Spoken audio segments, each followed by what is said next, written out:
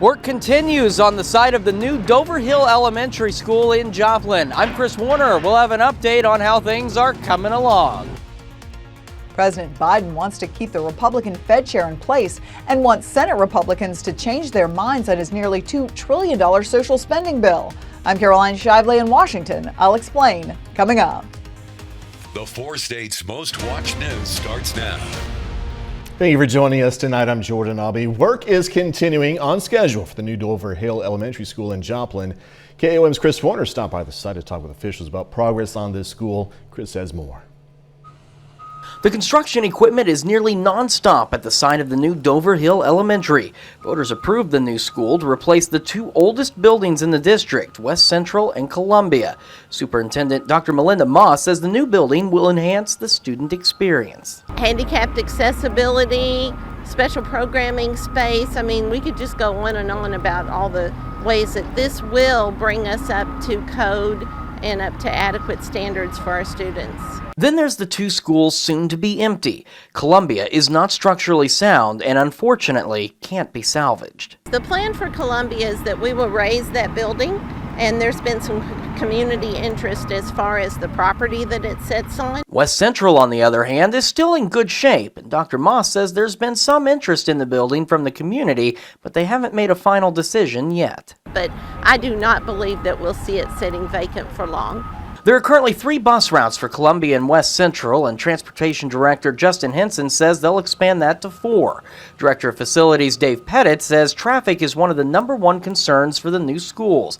They've planned an entrance off of Murphy Boulevard with 2 lanes in and 1 lane out, which will allow us to stack about 170 to 180 cars so that either during drop-off or dismissal, we have plenty of room to queue those cars in off of Murphy Boulevard to help cut down on any traffic that could take place at Main and Murphy Boulevard. Of course, the coronavirus pandemic came about after the school was first brought up, which has led to some changes to the new building.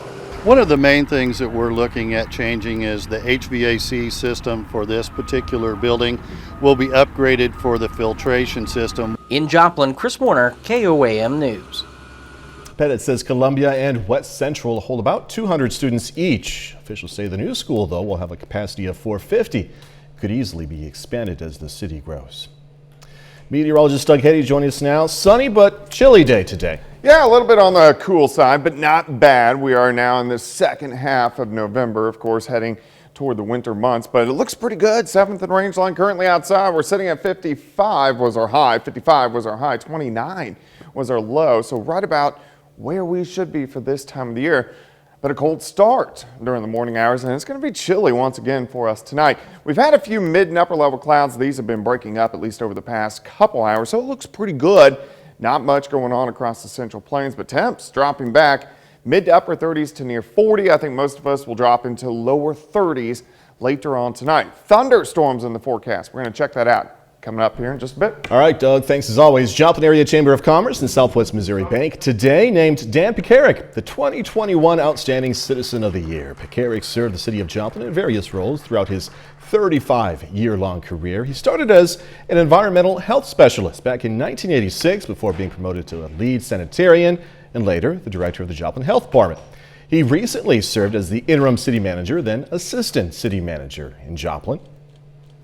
It's not because of me that those things occurred. It's because of my great staff in the health department or at City Hall, in other city departments that I've worked with. You know, it's really about those folks that I've worked with over the years and really all the folks in the community that I've worked with on various committees and coalitions. And the Outstanding Citizen Award is in its 55th year. Life 360 is opening a new facility in Monette, Missouri. Cox Health donated the 100,000 plus square foot property. It's going to house community building initiatives that will connect residents with services they need to lead a productive life. Things like a job center, a pregnancy care organization, nutrition services for kids, and foster care programs.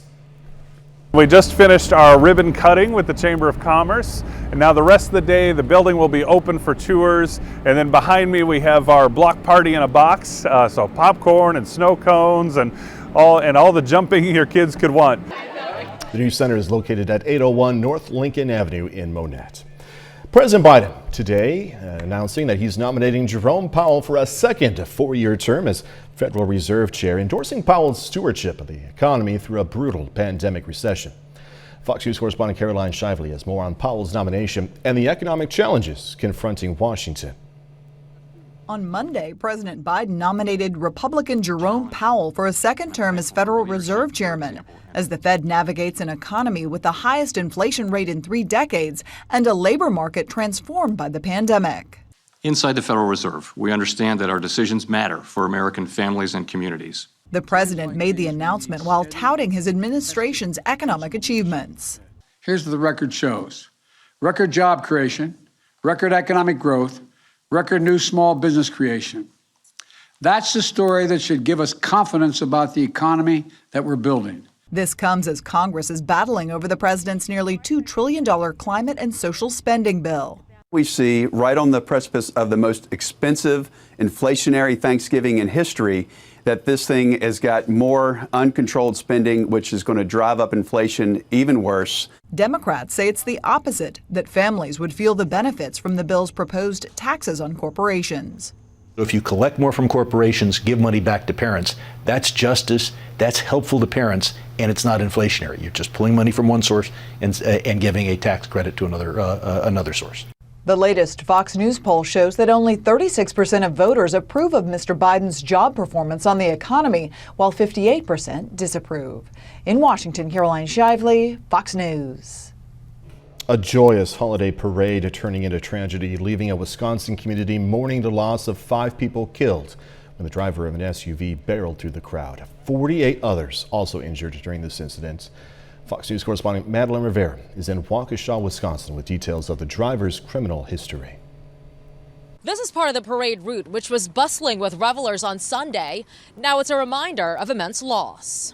Last night was a tragedy no community should ever have to experience. New details emerging about the man behind the wheel in the deadly Christmas parade rampage. Waukesha police charging Darrell Brooks with 5 counts of first-degree intentional homicide. With additional charges based on the investigation, but those will come in time.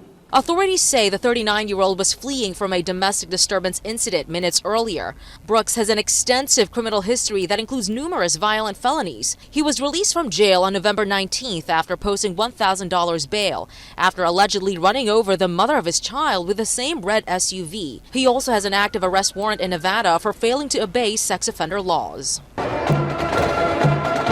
The 59th annual parade with the theme Comfort and Joy turned into terror and tragedy as the red SUV sped through a barricade and plowed into the crowd, killing a handful of people ages 52 to 81 years old and injuring dozens of others.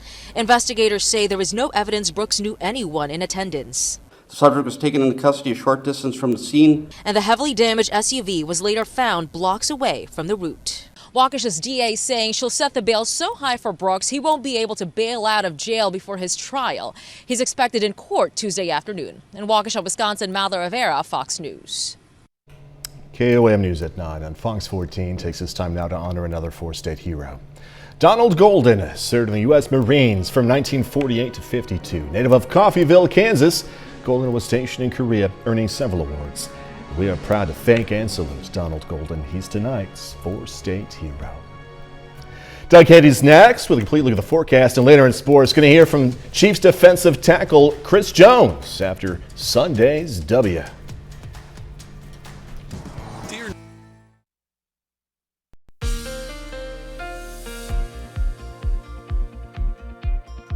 Well, it turned out to be a pretty good Monday for us today. A little bit on the chilly side, but not too bad across the region. Nice live shot, Indigo Sky Casino and Resort. Of course, Indigo just outside of Seneca, Missouri, right on the west side of the town. But it looks pretty good.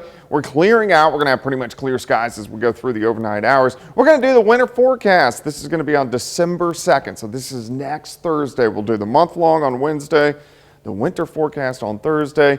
The next couple days, we start to warm things back up. Showers, thunderstorms in Wednesday night, and then we cool right back down just in time for Thursday, of course, Thanksgiving. Temperatures, not bad, pretty close to where we should be. We were near 60 yesterday. We had a cold start during the morning hours. We did go right back up into the mid-50s during the afternoon hours for us today. Now we're dropping back. 38 in Chanute, 36 in Miami, 39 in Anderson. Lamar is sitting at about 37.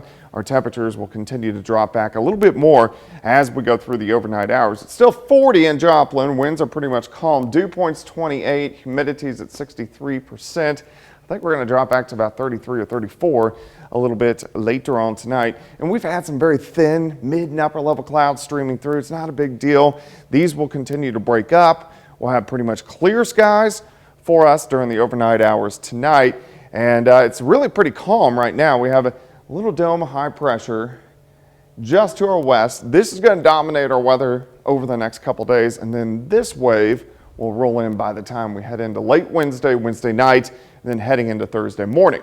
So let's go ahead and break it down for you tonight. Pretty much clear skies as we go through the daytime hours tomorrow. Plenty of sunshine across the region. Temperatures look great. We're going to start at 37 by 6, 59 by noon, and a high temp right around 62 during the afternoon. So a little bit warmer than what we did see today. Tomorrow night, clouds start to increase. Mostly cloudy skies. We'll have mostly cloudy skies on Wednesday. I still think we'll go into lower 60s, but by late afternoon into the evening hours, some showers and some thunderstorms will develop. Some of these storms could be strong. Not anticipating anything severe, but yeah, we're going to have thunder and lightning out there and a few stronger storms. So this is 10 p.m.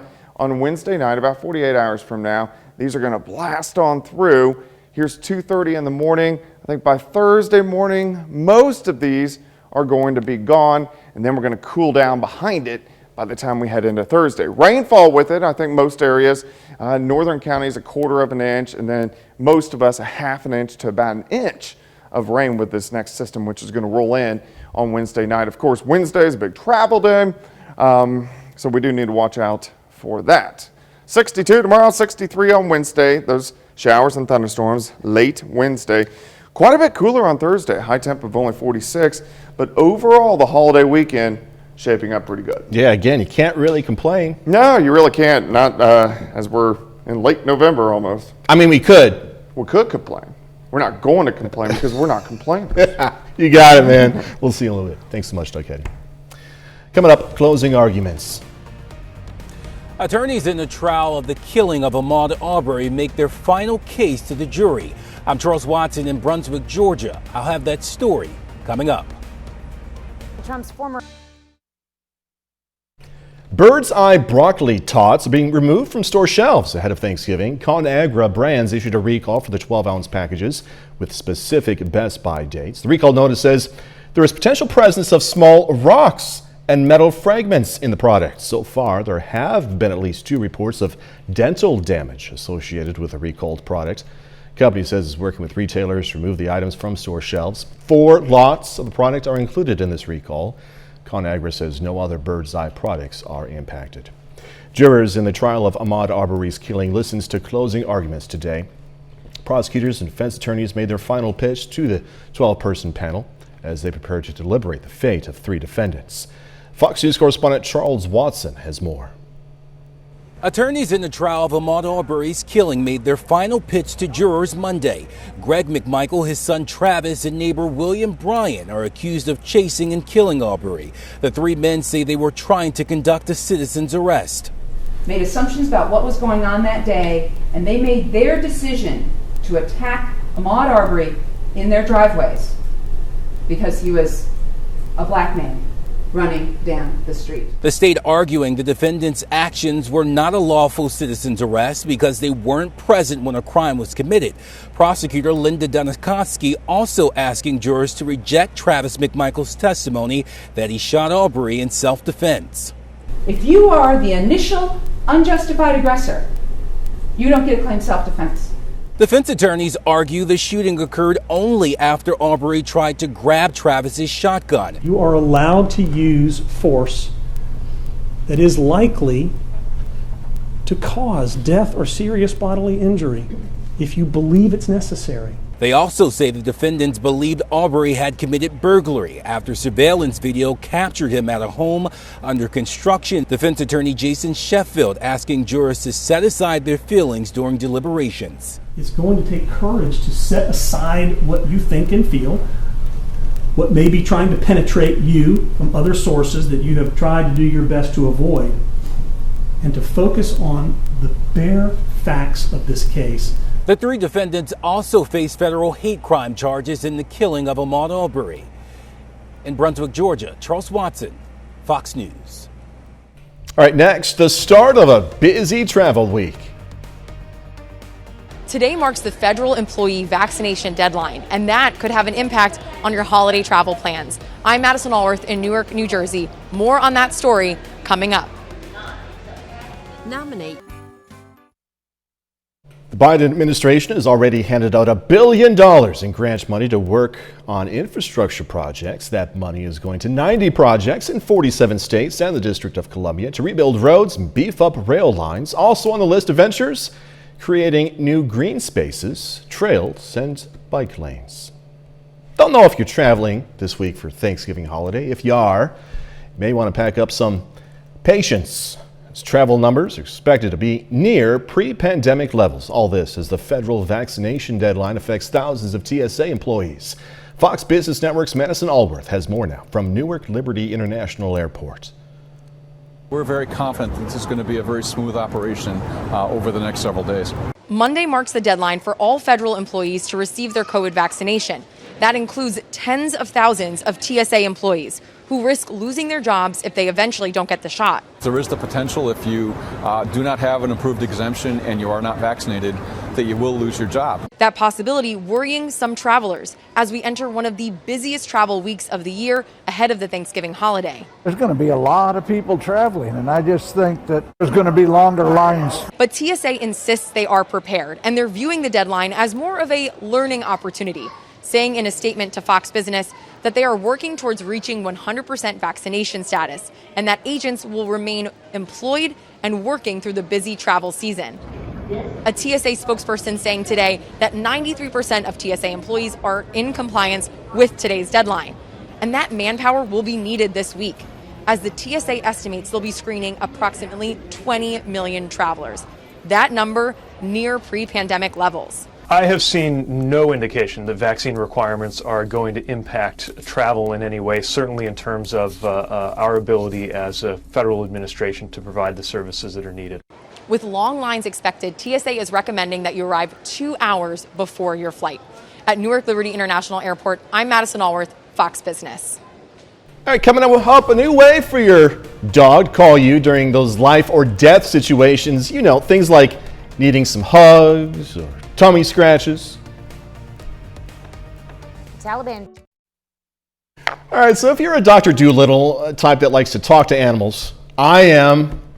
A new tech toy might soon ease their anxiety when you're away. A dog phone could eventually help pets place video calls to their owners.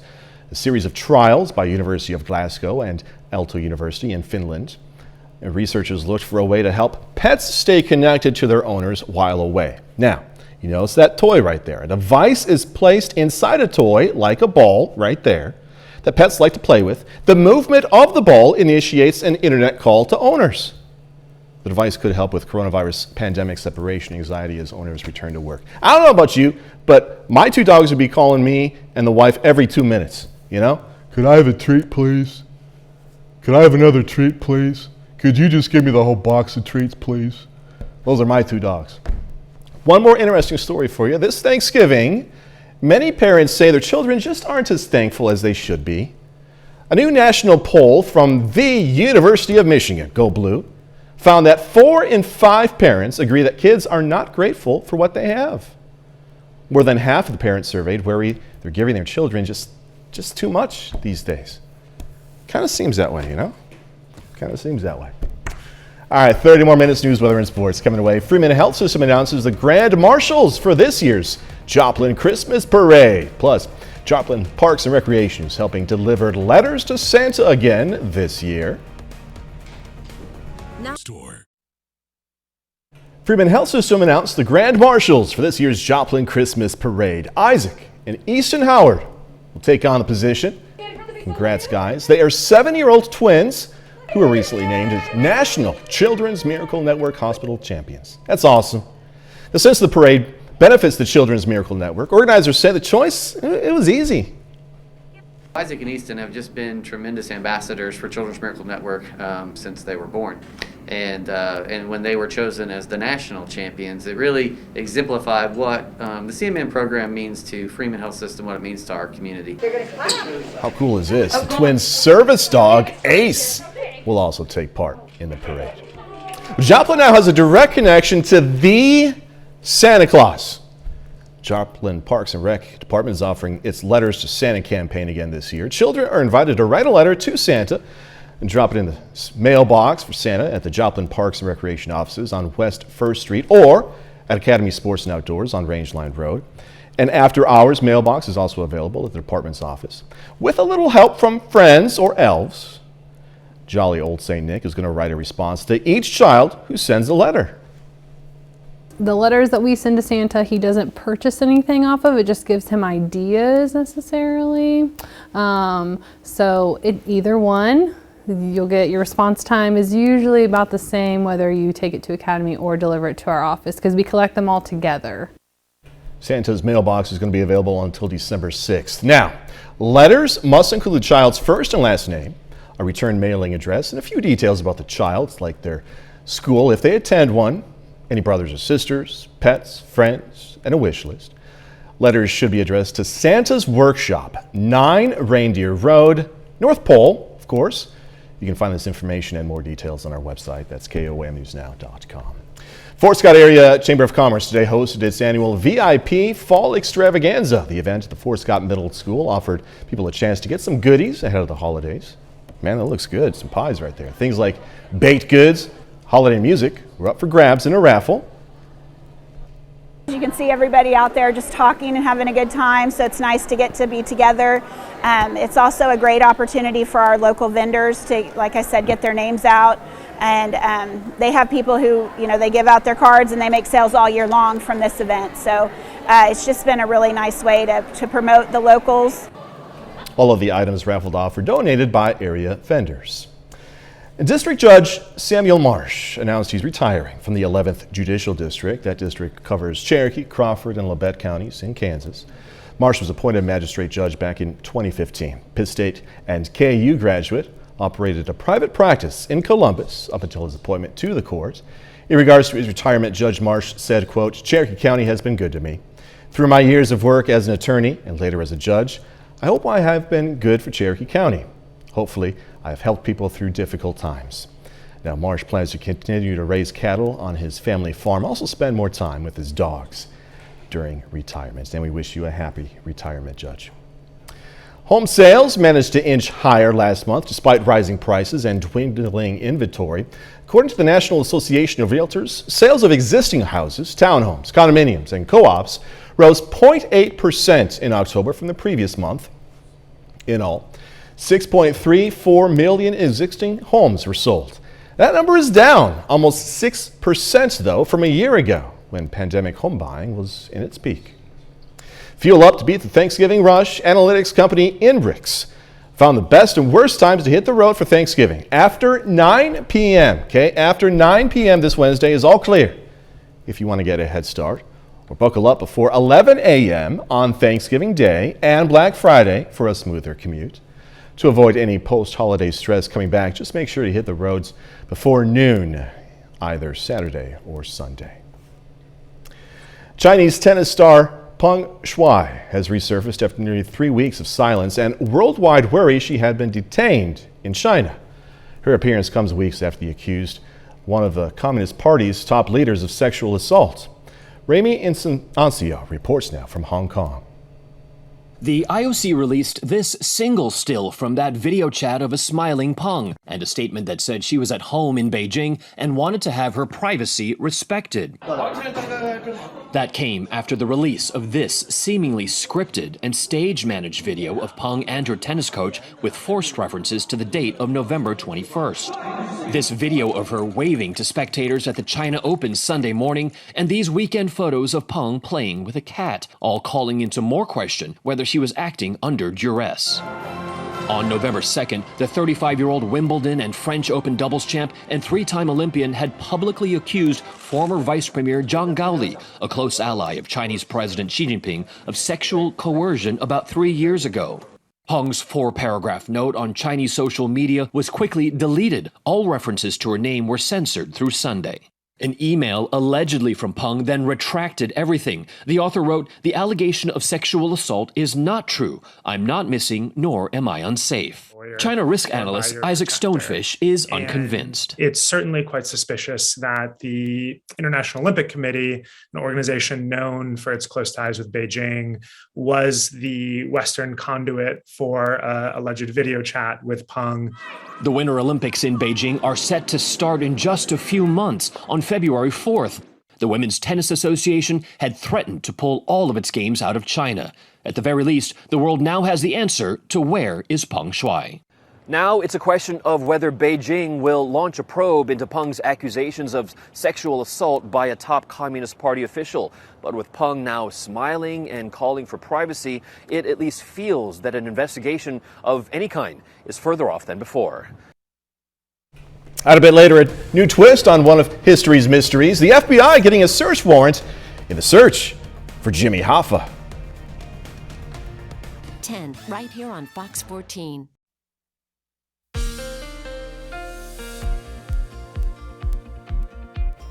Well, it turned out to be a nice start to the week. Of course, temperature is a little bit on the chilly side today, but pretty close to where we should be for this time of the year, as most of us went into the mid-50s during the afternoon. So really no complaints. It looks great right now. Great shot. Live shot, Indigo Sky Casino and Resort Indigo, just outside of Seneca, Missouri, right on the west side of the town. All right, over the next few days, temperatures actually are going to start to warm up. We're going to get showers. We're going to get thunderstorms moving in. This is going to be Wednesday evening, Wednesday night, and then we'll cool down by Thursday, which of course is Thanksgiving. Next Thursday, on the 2nd, we'll do the winter forecast. Take a look at the winter months, snow, ice, temperatures, all that jazz. Late next week. All right, near 60 yesterday. A little bit cooler for us during the morning hours, and then not bad today, mid-50s for highs. Temperatures are cooling down a bit for us right now. Most of us are sitting mid to upper 30s to near 40 degrees, and I think we'll drop back into lower 30s a little bit later on tonight. 40 right now, dew point at 28. Humidity is sitting at about 63%, but there's not much going on here. We've had a few mid and upper level clouds, which have kind of rolled through, but besides that, we look pretty good. There's nothing going on across the entire Central Plains, mainly due to a nice little dome, high pressure just to our west, which is going to kind of dominate our weather, kind of sit on us over the next couple days, and then we'll tap into this little wave, which will give us showers and thunderstorms late Wednesday night into Thursday morning. Tonight looks okay. It's going to be cold, lower 30s, clear skies, plenty of sunshine for us tomorrow. Nice warm up, southerly winds, actually a little breezy at times during the afternoon. We'll start warming through the 30s, near 60 by noon, 62 during the afternoon. Those south winds at about 5 to 15. Clouds increase tomorrow night, staying dry. Wednesday, a lot of clouds, staying breezy, mainly dry for a good chunk of the day until late afternoon into the evening. We'll start to get showers and thunderstorms kind of erupting. Some of these are going to be strong. I don't think we're going to see anything severe, but we are going to have some strong embedded storms within this line as it continues to push east. So here's 2:30 in the morning, but by the time you wake up Thanksgiving morning, most of these are going to be gone. But it's going to be kind of chilly for Thanksgiving. Rainfall amounts, northern counties, 1/4 inch to 1/2 inch. Everybody else, 1/2 inch upwards to 1 inch of rain with this next system. So a pretty good dose of rain working in. 62 tomorrow, 63 on Wednesday, and then on Thanksgiving, quite a bit cooler. High temp of only 46 degrees. So during the morning hours, we will start the day with a few showers, 38, 41 by 9, 44 by 12, and then a high temp right around 46. So it's going to be chilly, but it's a good day to stay inside, watch some football, eat some turkey, and then Black Friday back to 54, back to 60 by Saturday, so it looks pretty good into the holiday weekend.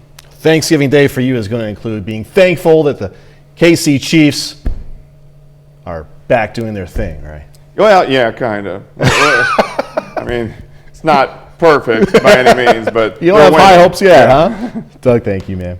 All right, coming up in sports, going to hear from Chiefs defensive tackle Chris Jones after Sunday's win. Also, the Webb City Cardinals have unfinished business. They're going to kick off their season tonight against McDonald County. Danny Terzer has it all next.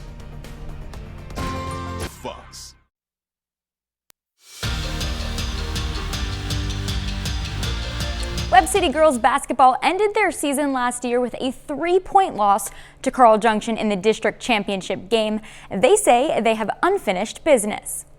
It's time for a new season. Webb City hosts McDonald County for their home opener tonight. Slow start for both teams. Second quarter, Webb City finds their groove. Kate Brownfield from the corner sinks the three. Cardinals lead 14-6. They keep up the tempo. Sammy Mancini with the bank shot. The freshman having a nice game so far. And then Brownfield finds Mallory Stanley. Stanley drives to the net and puts it in. 14-point lead for Webb City. Adding to it here, Izzy Lopez with the steal. Kira Long able to settle it down. She does the rest herself, makes the bucket. Webb City gets their first win of the season, 55-24. Neosho hits the floor tonight against Seneca. The Indians dominate, picking up their first win, 51-29. While Neosho falls to 1-1. At the Division I level, Kansas State meets number 13 ranked Arkansas in Kansas City this evening for the Hall of Fame Classic. Both teams enter the contest undefeated. Kansas State outscoring Arkansas in the second half, but they still trail 56-47 with less than 10 minutes left in the game. Connor Vanover leads the Razorbacks with 14 points so far. It's Victory Monday for the Kansas City Chiefs. The Chiefs took down the Cowboys in 19-9 on Sunday to extend their win streak to 4 games heading into their bye week. The Chiefs' defense came up huge. Dallas entered the game with the top scoring offense in the National Football League, and Kansas City kept them to a meager 9 points and no touchdowns. Head coach Andy Reid said he could probably shout out everyone on that side of the ball for their performance. Chris Jones was a nightmare. He recorded 3.5 sacks with a forced fumble and a fumble recovery. Give it to the back end and the guys around me. Frank Clark started it off with a sack, so they start sliding to Frank Clark and giving me the one-on-ones. And the back end, you watch the back end, how tight they was playing in coverage. Took his first option away, which forces him to hold the ball a second or two longer. And, I was able to make some plays. Back with more news after this. Fox has learned the FBI obtained a search warrant and conducted a site survey at the very location in New Jersey where Fox News previously reported Hoffa could be buried. Fox News correspondent Eric Shaw reports. Frank Coppola said his father, Paul Coppola, buried Jimmy Hoffa in a metal barrel under the looming Pulaski Skyway in Jersey City, New Jersey. Fox Nation conducted a ground-penetrating radar survey of the land that can find metal buried underground. We discovered metal that could corroborate Frank's story. The FBI is now investigating. So you're saying your father buried Jimmy Hoffa? Yes. My dad, later in years, he said that he couldn't fit in the drum, head, body first, feet first. They had to turn him and put him in head first. So your father said Hoffa couldn't fit in the drum? Couldn't fit in the drum, feet first. He couldn't get the legs to bend right. So he had to take him out and put him in head first. Jimmy Hoffa disappeared in Detroit in 1975. The FBI was told his body was transported in a truck in a 55-gallon barrel and likely buried at the old Moscato's dump right next to the site. Frank told us his father, Paul, took a backhoe, dug a 12-foot hole, and dumped the barrel with Hoffa's body in it at the bottom. But he moved the spot because he did not want Hoffa's body found on his property. In 2019, Fox Nation conducted the ground-penetrating radar survey, and we found large pieces of buried metal in half-moon shapes just like barrels. Is that metal? Yeah, it's definitely metal. So it's definitely metal. Yeah. We found several round shaped metal objects buried here. Some were on top of each other, which fits Frank's story exactly. And this is another spot right near the first one, which is that's the roundest shape of what could be a barrel. So this would be the spot. FBI agents were at the spot a few weeks ago, and the Bureau says in part, quote, FBI personnel from the Newark and Detroit field offices completed the survey, and that data is currently being analyzed. Because the affidavit in support of the search warrant was sealed by the court, we are unable to provide any additional information. Do you think Jimmy Hoffa is still where your father buried him? 99.99% sure. That affidavit is Frank's story. It is illegal for Fox to dig at the site, but the FBI will likely conduct its own dig sometime in the spring. Frank Coppola told me he's telling the truth, that Jimmy Hoffa is buried there. In Jersey City, New Jersey, I'm Eric Shawn, Fox News. How about that? All right, next, going to preview a new competition with pets representing nearly 20 countries. This Thanksgiving, Fox brings a global competition unlike any other, one for all animal lovers and talented pets out there. Here's Fox's Ashley Dvorkin with preview. The talented competitors of Fox's World Pet Games are ready to bring their adorable skills, and we're bringing you behind the scenes. We are going to represent Israel. Pets representing nearly 20 countries compete, all to the amazement of co-hosts Erin Andrews and Finesse Mitchell and sideline reporter Rachel Bonetta. My child is an 80-pound golden retriever named Howard. David Ortiz Andrews stole. Oh, wow. Yeah. Beautiful. Yep. Marty St. Louis is also, Canadian part of the name. All he really does is sleep on the bed with us and get on the couch. So these animals are way more talented than he is. I didn't know an armadillo could be trained to do anything. And I didn't know horses could be as small as they are. A variety of animals showcase skills while pet owners share heartwarming stories. Porcupines, anteaters. How do you transport a porcupine? Like, how did the Very porcupine get carefully, Rachel, of course. From like high jumps to slam dunk competitions with a basketball to speed races. There was a world record broken here. Yes, on our show. This show. Yes. There was a Guinness Book of World. We're not making it up. There's also a serious canine competition along the way. There was definitely a dog rivalry. Yeah. There was definitely a, hey, nice to see you made it. We'll see what happens later. All go for the gold for bragging rights and for good causes. They're representing their countries, and also the winner gets $5,000 donated in the pet's name to an animal charity, and we're doing a bunch of them. Dunking more balls than Santa dunks cookies. World Pet Games airs Thanksgiving on Fox. In Hollywood, Ashley Dvorkin, Fox News.